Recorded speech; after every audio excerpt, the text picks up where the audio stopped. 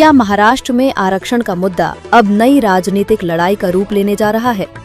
जालना में अनुसूचित जाति के आरक्षण के उपवर्गीकरण के विरोध में आम्बेडकरी समाज ने जोरदार शक्ति प्रदर्शन करते हुए डॉक्टर बाबा साहेब आम्बेडकर स्मारक से जिला कलेक्टर कार्यालय तक विशाल संघर्ष मोर्चा निकाला, जिसमें बड़ी संख्या में समाज के लोग शामिल हुए।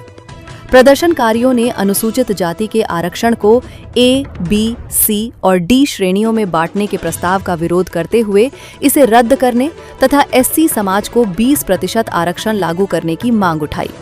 इस दौरान आनंद राज आम्बेडकर ने कहा कि सुप्रीम कोर्ट ने उपवर्गीकरण का निर्णय राज्यों के विवेक पर छोड़ा है, लेकिन यदि महाराष्ट्र सरकार इसे जबरन लागू करने की कोशिश करती है तो मुख्यमंत्री देवेंद्र फडणवीस को इसकी राजनीतिक कीमत चुकानी पड़ सकती है। उन्होंने दिल्ली में चल रहे छात्रों के आंदोलन का भी जिक्र करते हुए कहा कि छात्र लोकतांत्रिक तरीके से अपनी आवाज उठा रहे हैं, लेकिन सरकार आंदोलन को दबाने का प्रयास कर रही है। उन्होंने चेतावनी दी कि सरकार को दमनकारी रवैया अपनाने से बचना चाहिए, अन्यथा इसके गंभीर परिणाम हो सकते हैं। फिलहाल इस मुद्दे पर सरकार की ओर से कोई नई आधिकारिक प्रतिक्रिया सामने नहीं आई है, जबकि आरक्षण उपवर्गीकरण को लेकर राज्य में राजनीतिक बहस लगातार तेज होती दिखाई दे रही है।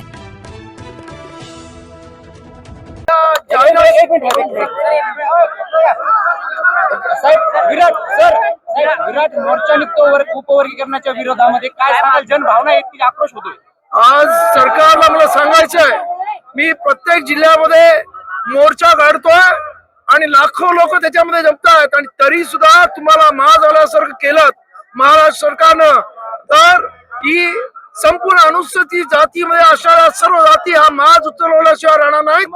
त्यामुळं सरकारला माझं सांगणं आहे की आपण कोणा विश्वासात न घेता जो हा आणि जबरदस्तीनं सुप्रीम कोर्टाने आदेश दिला, जो खोटा प्रचार करण्याऐवजी सुप्रीम कोर्टाने ते ऐच्छिक ठेवलेलं आहे।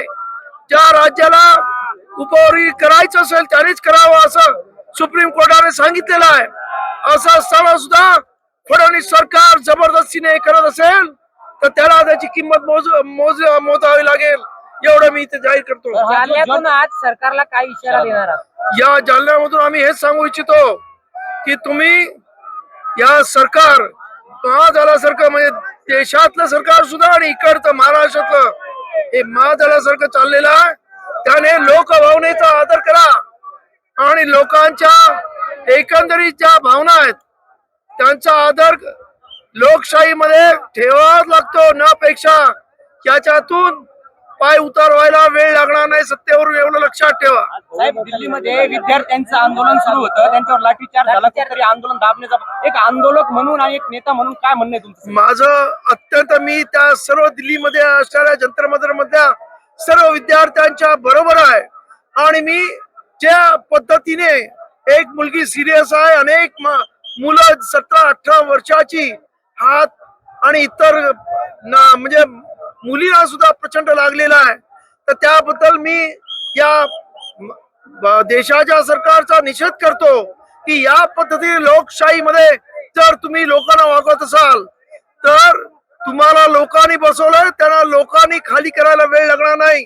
त्यामुळं आपल्याला मिळालेला सत्तेचा दुरुपयोग करू नका आणि लोकांची रास्त मागणी आहे असं माझं म्हणणं आहे की या इथे टीईटीचा पेपर फुटतो, या इथे नीटचा पेपर फुटतो, हे सर्व पेपर फुटण्यामागे जे जबाबदार मंत्री आहेत त्याने राजीनामा देणं अत्यंत गरजेचं आहे। अरे एकेकाळी रेल्वे मिनिस्टर या देशाचे लाल बहादूर शास्त्री होते, एक रेल्वेचा ऍक्सिडेंट झाला आणि त्याने आपल्या स्वतःच्या मंत्रिपदाचा राजीनामा दिला।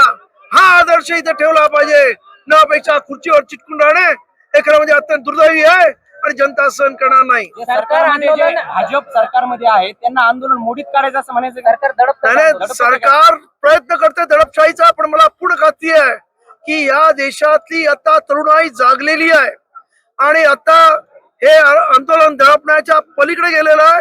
हे सत्ताधाऱ्यांना असं वाटत असेल तर ते त्यांची भूलचूक होईल, एवढं मी नक्की सांगतो। थँक्यू।